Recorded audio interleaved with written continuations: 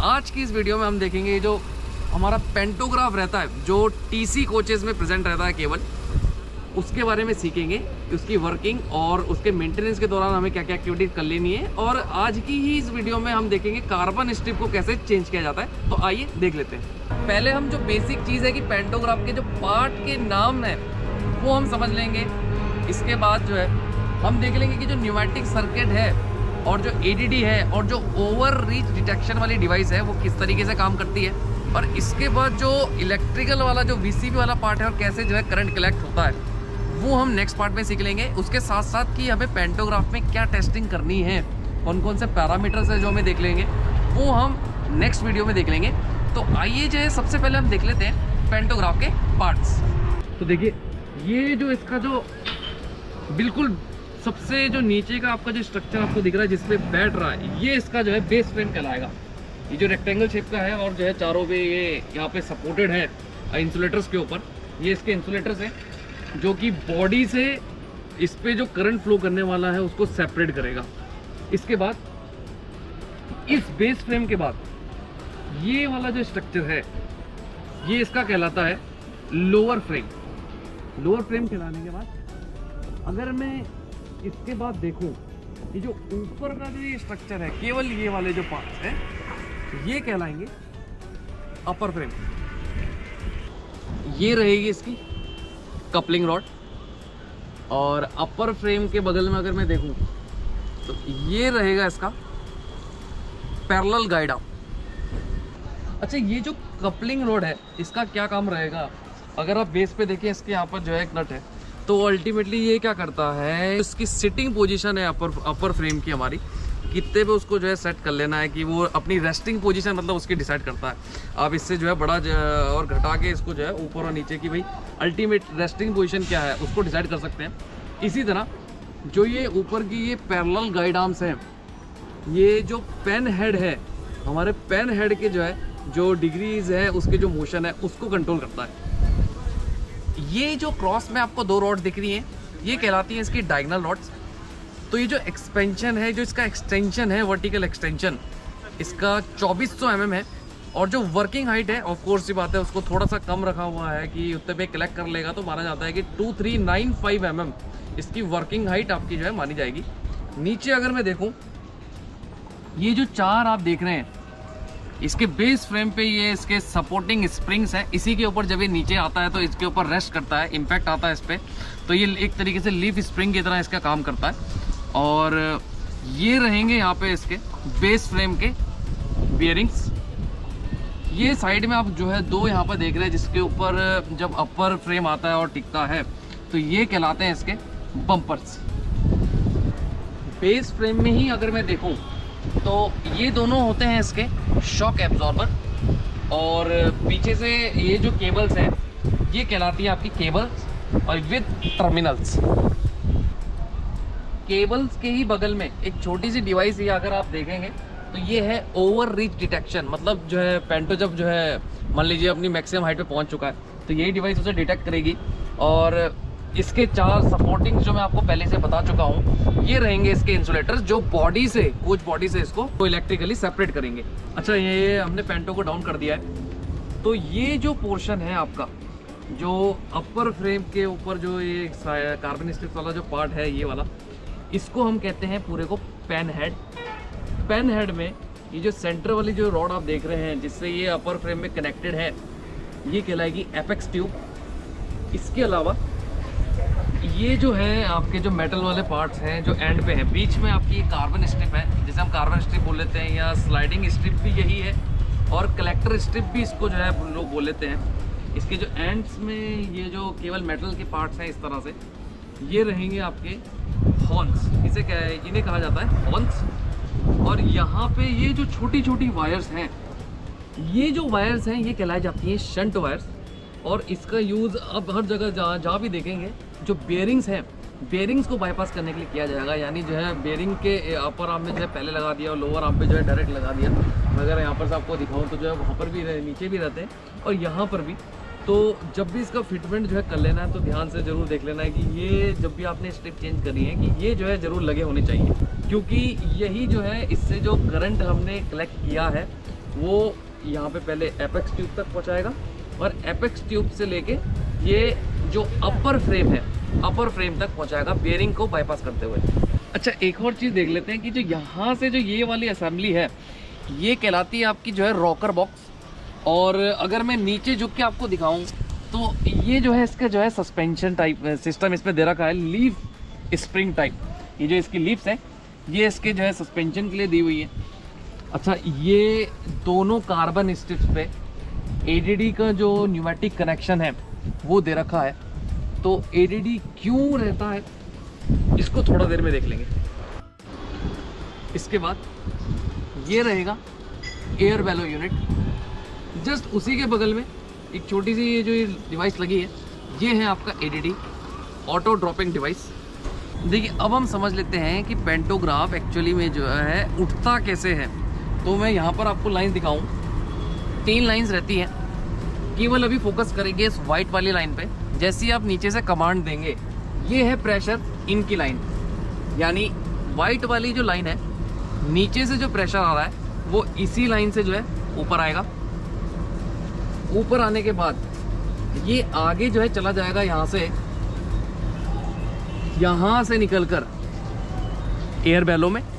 ये जो एयर बेलो है, यहाँ पे बेलो के अंदर जब जो है आप नीचे से प्रेशर आता है इस पर, तो इसके आगे ये जो वायर्स हैं ये इससे कनेक्टेड है। तो ये अल्टीमेटली क्या करता है, वायर में टेंशन देके, यानी जो यहाँ पे फोर्स ट्रांसमिशन है वो इस वायर से ही होने वाला है। ये जो लोअर फ्रेम के नीचे ये जो स्ट्रक्चर दिखा हुआ है आपका, ये कैम का है और कैम के थ्रू ही जो है ये वायर जो है खिंचती है, इसमें टेंशन आता है और तब जाके ये जो मेरा लोअर फ्रेम है ये मूव करता है, रोटेट करता है इस बेयरिंग के अबाउट। देखिए, एडीडी जो है पेंटोग्राफ पे बहुत एक इंपॉर्टेंट सिस्टम है जो कई बार जो है रेड कलर की फॉर्म में टीसीएमएस डिस्प्ले पर भी ग्लो करने लग जाता है। तो एडीडी क्यों दिया गया है? एडीडी इंटेंशनली जो है जानबूझकर एक डाला गया है कि मान लीजिए आपके पेंटोग्राफ में, चाहे मैं अपर फ्रेम्स की बात कर लूँ या फिर आपकी जो है सब डैमेज होने वाली चीज़ जो सबसे ज़्यादा वीक है इसमें वो है कार्बन स्ट्रिप्स। तो अगर कार्बन स्ट्रिप डैमेज हो जाती हैं किसी भी कारण की वजह से, हो सकता है जो है पेंटोग्राफ में कुछ आकर जो है टकरा जाए या फिर जो है आपकी ओएचई की वजह से, किसी भी कारण की वजह से, क्योंकि अगर पेंटोग्राफ का कार्बन स्ट्रिप डैमेज हो गई तो वो अल्टीमेटली हमारी जो ओएचई है उस सिस्टम को जो है डैमेज कर देगी, पूरे ब्लॉक सेक्शन को जो है ब्लॉक ही कर देगी। इसलिए अगर किसी भी ऐसी कंडीशन की वजह से कि मेरी कार्बन स्ट्रिप जो है डैमेज हो जाती हैं और या फिर सिस्टम में जो है कहीं ना कहीं जो है न्यूमेटिक लीकेज चालू हो जाती है, उस कंडीशन में तुरंत हमारा पेंटोग्राफ को डाउन करने के लिए एक सिस्टम डिज़ाइन किया गया है जो कि एडीडी कहलाता है, ऑटोमेटिक ड्रॉपिंग डिवाइस। ये डिवाइस यहाँ पे जो है लगी हुई थी, अगर मैं आपको दिखाऊं, और एयर बेलो से पहले ही एक टी जॉइंट लगाकर यहाँ पर जोड़ा गया है ये component ADD, automatic dropping device. जो एडीडी है वो यहाँ पे इससे टी जॉइंट से ही, मतलब जो बेलो में जो प्रेशर जा रहा है वो मैंने यहाँ पे जोड़ लिया है। अब इससे जो है यहाँ से जो है निकलता हुआ एक लाइन, जो इसके आउटलेट वाली लाइन है, यहाँ से एक लाइन जाती है इस आइसोलेटिंग कॉक से होते हुए, जो मैं आपको दिखा चुका हूँ। ये लाइन पूरी बेस फ्रेम से होते हुए घूमकर अपर फ्रेम पे और पहुँच जाती है ऊपर कार्बन स्ट्रिप्स तक। अब ये क्या कहता है, ये कहता है कि जब तक इसका जो न्यूमेटिक प्रेशर है वो बना हुआ है तब तक ये डिवाइस एक्टिवेट नहीं होगी। लेकिन जैसी इस जो एडीडी का जो सर्किट है उसमें से अगर कोई लीकेज हो जाती है तो वो तुरंत एडीडी का जो है ड्रेन वाल्व को एक्टिवेट कर देगा और पूरा प्रेशर वहाँ से निकल जाएगा, जिस कारण एयर बेलो का पूरा प्रेशर वहाँ से निकल जाएगा, जिस कारण आपका जो है पेंटोग्राफ नीचे हो जाता है। देखिए, एडीडी से जो निकलती हुई लाइन थी जो कि हमारे बेस फ्रेम से होते हुए अपर फ्रेम से होते हुए पहुंच रही थी कार्बन स्ट्रिप तक, उसके बीच में एक कंपोनेंट यहाँ पे लगा होता है टेस्ट वॉल, जिसे आइसोलेटिंग कॉक भी जो है कह देते हैं। लेकिन इसको आइसोलेट करना इतना ईजी नहीं है, तो अभी आपको दिखाते हैं कि इसको कैसे जो है आइसोलेट कर लेना है। तो अगर मैं यहाँ पर आपको दिखाऊँ, इस कॉक के ऊपर यहाँ पर एक जो है नट लगा हुआ है। इस नट पे 10 नंबर की चाबी से हम इसको पहले खोल लेंगे और उसके बाद जो है दिखाते हैं आगे का प्रोसेस। इसे खोल लेंगे,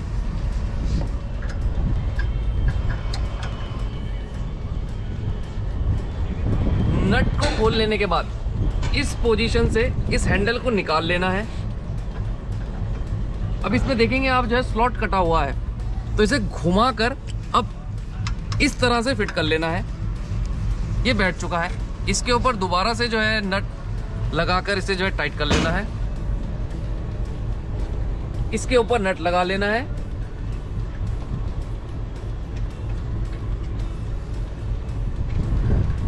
और अब आइसोलेट करने के लिए इसकी पोजीशन जो है इस तरीके से 90 डिग्री से आपने इसे घुमा लेना है। तो अब अगर मैं यहाँ पर से आपको दिखाऊं कि पेंटोग्राफ की जो ऊपर एडीडी की वायर जा रही थी उसमें कहीं से भी कुछ कट वट आपका जो है एंड में अगर हो जाता है, कुछ ऐसी कंडीशन है, तो उसको बाईपास करने के लिए अब अगर जो है यहाँ से कहीं से भी प्रेशर ड्रॉप होता है तो एडीडी डिवाइस उसको सेंस नहीं कर पाएगा और पेंटोग्राफ हमारा डाउन नहीं होगा।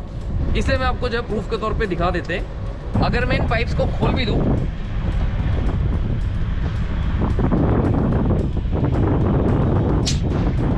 तो भी एडीडी नहीं होगा और पेंटोग्राफ छोड़ना एक बार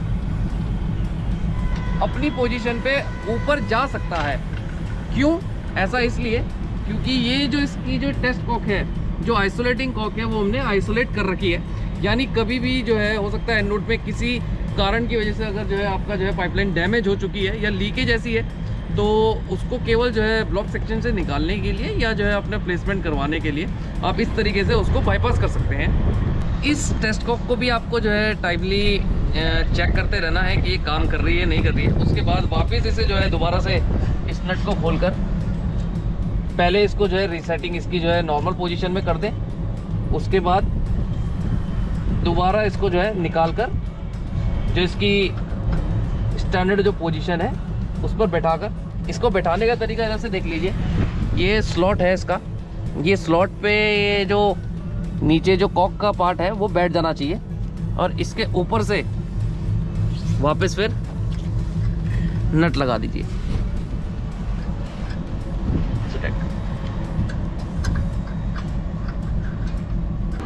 अब उसी कॉक से पहले जस्ट अगर मैं देखूं एडीडी से जो ये लाइन निकल रही थी यहाँ से टी से, एक तरफ तो मैंने जो है सप्लाई दे दी थी अपने कार्बन स्ट्रिप्स के लिए, जो दूसरी तरफ की इसकी लाइन है ये आगे चलकर जो है आ जाती है मेरा जो ये ग्रीन वायर है, तो ये आगे आ जाती है। जो ये ग्रीन वाली जो है आउटलेट का पाइप है, इसमें जो है एडीडी से निकलने वाली जो वायर है ये इसका आउटलेट रहेगा जो कि नीचे चला जाएगा वापस हमारा। तो एडीडी का काम आपको ऑलरेडी बता दिया है कि इसके सर्किट में कहीं भी अगर लीकेज होती है तो वो उसको सेंस करके जो बैलो का प्रेशर है उसको जो है ड्रेन आउट कर देगा। यानी जो वाइट वाली लाइन है उससे प्रेशर इनलेट आएगा और जो ग्रीन वाली लाइन है वो एडीडी का आउटलेट का प्रेशर है जो कि नीचे चला जाएगा। इसके अलावा एक और सिस्टम यहाँ पे लगा होता है जो अभी दिखाया था मैंने, ORD, ओवर रिच डिटेक्शन। यानी जब इसकी मैक्सिमम हाइट मान लीजिए पेंटो की जो है ऊपर हो चुकी है तो उसको ये डिटेक्ट करता है, उससे ऊपर जैसी जाएगा तो ये उस कंडीशन में भी इसको जो है ड्रॉप डाउन कर देगा। तो वो डिवाइस मैंने आपको दिखा दी थी, एक और बार दिखा देते हैं। यहाँ पे जो कैम है, कैम जब जो है इस ORD के जो है लीवर को पुश करेगा तो ये जो है सर्किट को एक्टिवेट करता है। इसका सर्किट दिखा देते हैं। जो वाइट वाली लाइन है वही सप्लाई लाइन में से एक यहाँ पर से देख रहे होंगे आप, एक ब्रांच लाइन ले ली है। तो ये जो ब्रांच लाइन ली है यही चली जाएगी हमारा जो है इस ORD में, और ORD के जो आउटलेट वाली लाइन है जो इसके नीचे से निकल जाएगी वो आगे आके जो है मिल जाती है यहाँ। ये जो ब्लू वाली जो लाइन है, यानी ये जो ब्लू वाली लाइन है ये ORD की लाइन है। तो जैसे इसकी मैक्सिमम हाइट के ऊपर जो परमिसिबल हाइट है उसके ऊपर अगर पेंटोग्राफ रेज होने की कोशिश करता है किसी कारण की वजह से, तो उस समय यही जो ORD वॉल्व है वो उसी लाइन के थ्रू अपना सारा का सारा प्रेशर यानी बेलो का प्रेशर जो है ड्रेन आउट कर देगा और बेलो वापस अपनी जो है रेस्टिंग पोजीशन पे आ जाएगा। तो आइए अब सीखते हैं कि पेंटोग्राफ की जो कार्बन स्ट्रिप है, जिसे कलेक्टर स्ट्रिप भी हम बोल लेते हैं, उसको आज हम जो है चेंज करने वाले हैं। और जब भी इसे चेंज करें तो दोनों को पेयर में ही चेंज करें, इससे अनइवन जो वेयर होगा वो अवॉइड रहेगा। और जो कंपनी है शंक वो भी यही रिकमेंड करती है कि हमेशा इसको चेंज पेयर में ही किया जाए। देखते हैं, ये हमारे पुराने कार्बन स्ट्रिप्स है, ये हमारी नई कार्बन स्ट्रिप है। ये एडीडी के पॉइंट दोनों तरफ दिए रहते हैं एक टाइम में आपको एक ही यूज़ कर लेना है। अब हम क्या करेंगे, जो ये पुरानी वाली हमारी कार्बन स्ट्रिप्स है, इसमें आप देखेंगे यहाँ पे 2 बोल्ट्स हैं और एक पॉइंट एडीडी वाला रहेगा। ऐसी जो है 2 बोल्ट इसमें इस तरफ भी है। केवल 2 बोल्ट्स इस तरफ और 2 राइट साइड की तरफ आपको खोल लेने हैं हर एक कार्बन स्ट्रिप में। एक ये बाहर की तरफ बोल्ट है, अंदर की तरफ आप देख रहे हो जो है ये एडीडी पॉइंट है। इसके बगल वाले में इन्होंने जो है हर कार्बन स्ट्रिप में एडीडी के बगल वाले में ही जो है इन्होंने शंट वायर्स ले रखी हैं। अच्छा, इस पे जो है जो ये सॉकेट जो यूज़ कर रहे हैं वो 13 नंबर का रहेगा। बोल्ट के नट खोल लेने के बाद ये जो एडीडी वाली जो आपकी जो है सप्लाई लाइन है, इसको भी घुमाकर खोल लेना है।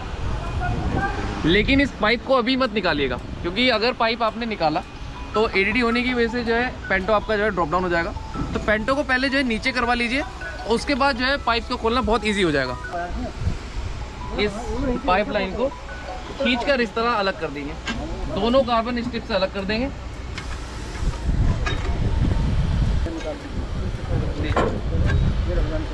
दोनों कार्बन स्ट्रिप हमने निकाल दिए।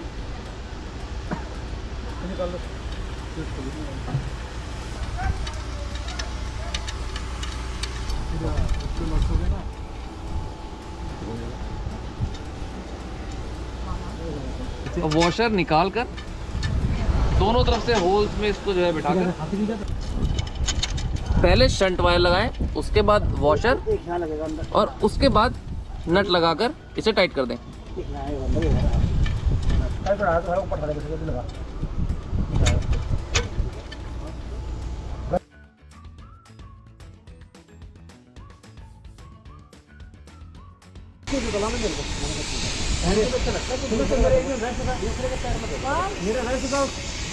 अब मैं आ चुका हूं टीसी कोच में, और टीसी कोच के अंदर हम समझेंगे जो न्यूमेटिक सर्किट डायग्राम है। ऑक्सिलरी एयर कंप्रेसर ने प्रेशर बना दिया था, जिसकी वीडियो का लिंक मैं इसके डिस्क्रिप्शन में दे दूंगा। उससे प्रेशर बनाने के बाद अब जो सप्लाई है वहां की, वो किस तरीके से हम जो है पेंटो के सर्किट में यूज करेंगे, उसे जानने के लिए मैं टीसी कोच के एक एंड पे आ चुका हूँ, पेंट्री साइड वाले एंड पे, जिसमें यहाँ पर जो ईसीसी पैनल लगा होता है, इसके अंदर हमें पता है सारे के सारे जो न्यूमेटिक कंट्रोल सर्किट है हमारा पेंटोग्राफ का, वो लगा हुआ है। उसको चल के देख लेते हैं। तो अगर मैं देखूं, यहाँ पे शंक का एक जो है बॉक्स लगा रहता है, एक कंट्रोल यूनिट यहाँ पे जो है, यही है हमारी जो है पेंटोग्राफ की कंट्रोल यूनिट्स। तो इसको खोलने के लिए एक की आती है, जो कि आईसीएफ से आपके पास भी आई होगी, कुछ इस तरह की दिखती है, जो कि इस बॉक्स पे जो है 4 यहाँ पे लॉक्स होते हैं। इनको चारों लॉक्स को क्लॉकवाइज बस 90 डिग्री से रोटेट कर लेना है और इस बॉक्स के कवर को खोल लेना है।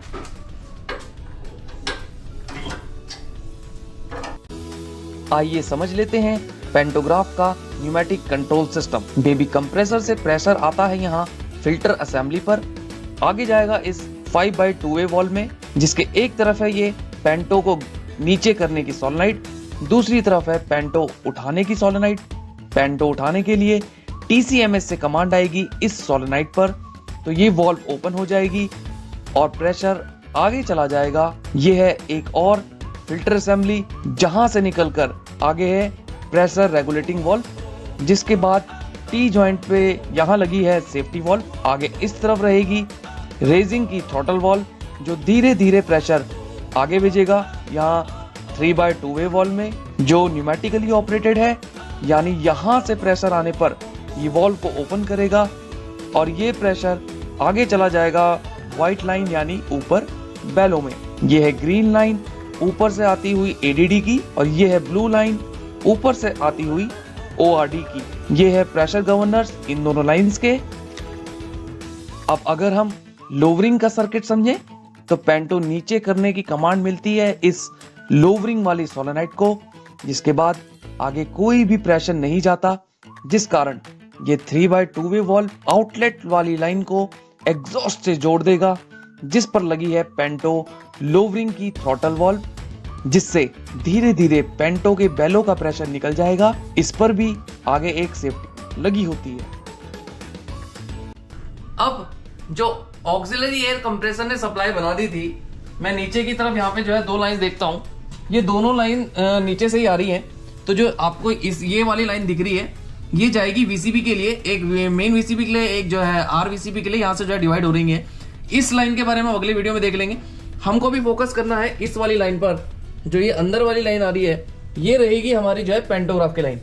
ये ऊपर आ जाती है और ऊपर होकर इस तरीके से एक फ्लेक्सिबल पाइप के थ्रू सबसे पहला कंपोनेंट जो आपको ये पड़ने वाला है, ये मेन जो है आपका जो है इसका जो है स्विच पड़ेगा पूरे पेंटोग्राफ के सर्किट का। अगर मैं इस की को इस तरीके से जो है रोटेट कर देता हूं तो पूरे पेंटोग्राफ की सर्किट ही यहां से ऑफ कर देगा। और हम सबको पता है कि यही वो की है जो हमको जो है पूरे वीसीबी को ग्राउंड करने के लिए, जो हम इसको निकालने के बाद जो है ग्राउंडिंग इसकी करते हैं वीसीबी की, वो यहीं से करते हैं। अब अगर मैं इस की को जो है घुमा के लॉक कर देता हूं तो पेंटोग्राफ की पूरी सप्लाई कट जाएगी और पेंटोग्राफ रेज नहीं होगा। इसके एग्जॉस्ट रहेगा इसके नीचे से, इस फ्लेक्सिबल पाइप के थ्रू सप्लाई डायरेक्टली आ जाएगी यहां इस नीचे वाले पैनल पे। इस पॉइंट पर मेरी जो है इनलेट प्रेशर की जो है सप्लाई आ चुकी है, जो ये आगे आ जाएगी, पहुंच जाएगी यहाँ पे हमारे जो है एफआरएल यूनिट पे। ये इसका इनलेट साइड है और ये एफआरएल यूनिट की आउटलेट साइड है, जो कि जा रही है इस 5/3 वॉल में। ये है इसकी लोवरिंग की जो है सोलेनोइड, ये है इसकी रेस करने की सोलेनोइड।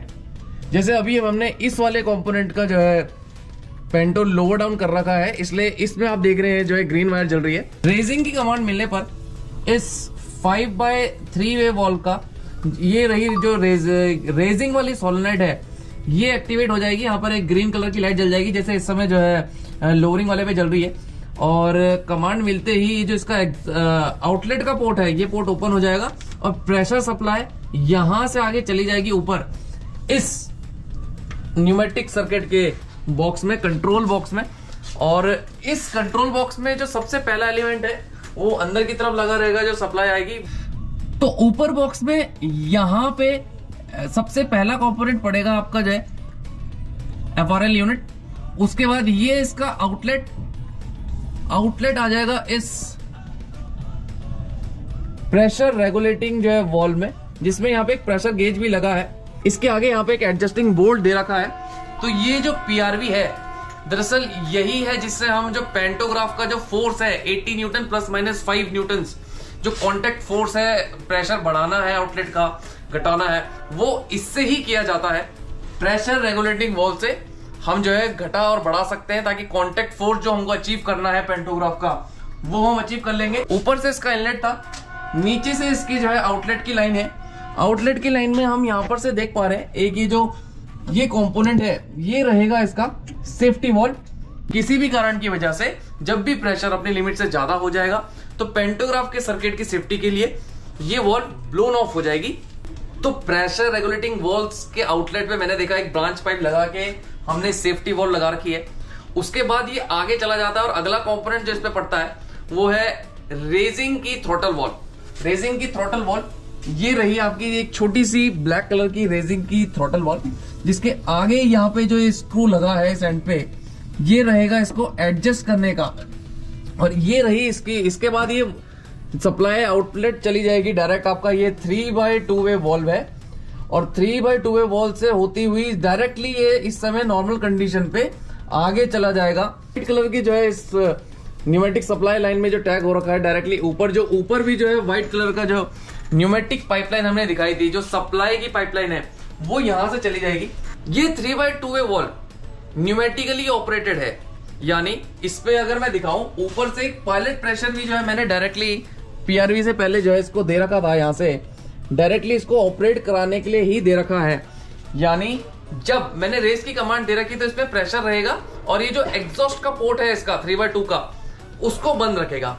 लेकिन जैसे ही मैं अब पेंटो को लोअर करने की कमांड दूंगा तो होगा क्या कि नीचे से मैंने जो 5/2 वे वॉल्व दिखाई दी, इस सोलेनोइड पे सप्लाई आएगी और ये आगे जो सप्लाई जा रही है उसको कट डाउन कर देगा।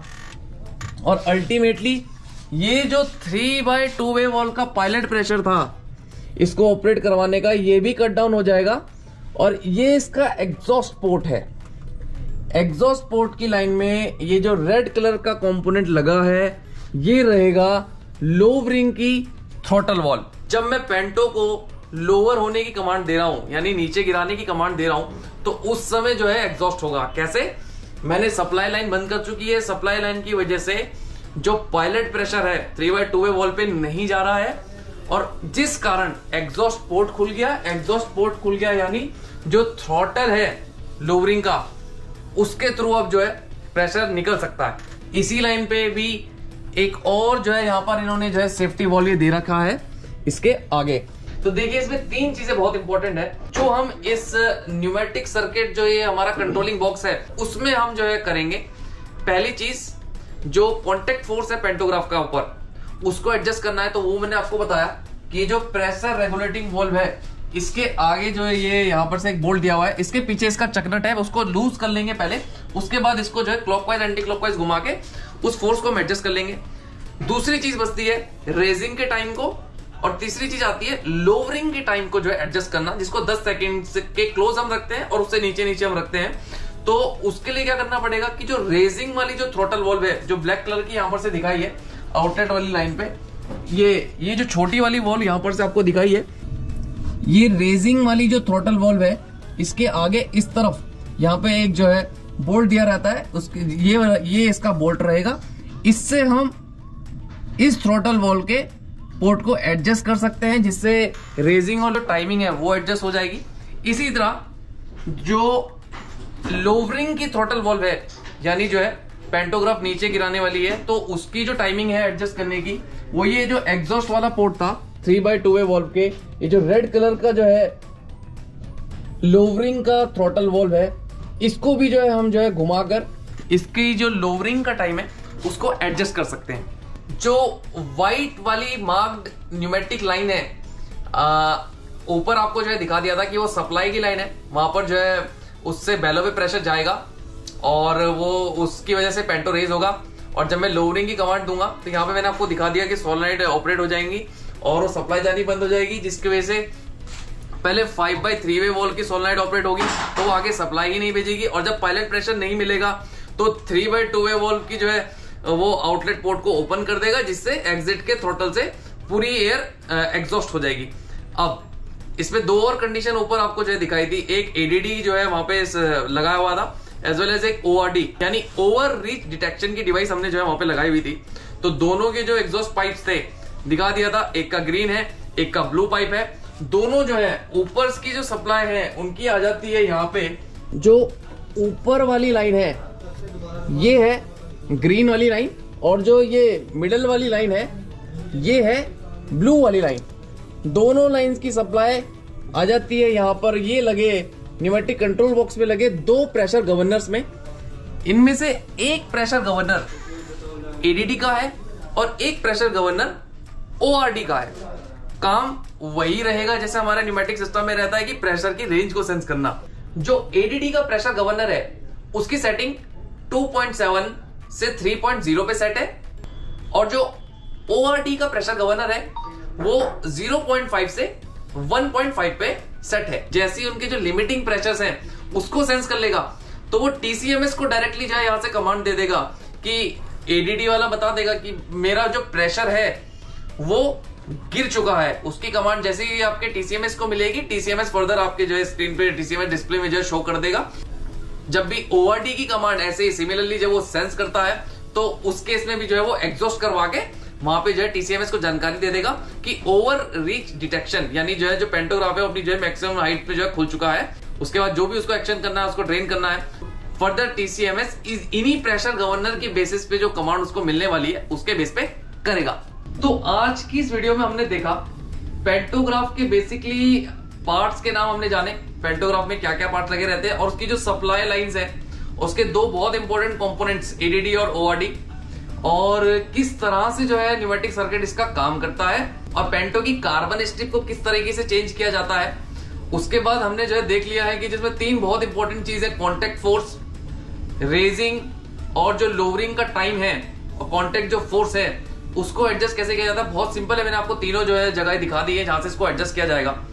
अगले पार्ट में हम कवर करेंगे जो वीसीबी का सर्किट है और वीसीबी के बाद जो इलेक्ट्रिकली जो सप्लाई है, किस तरीके से आरवीसीबी कहाँ पे है, मेन वीसीबी कहाँ पे है, किस तरीके की सप्लाई जो 25 kV है वो नीचे आ जाएगी और उसके बाद कन्वर्जन होगा उसका।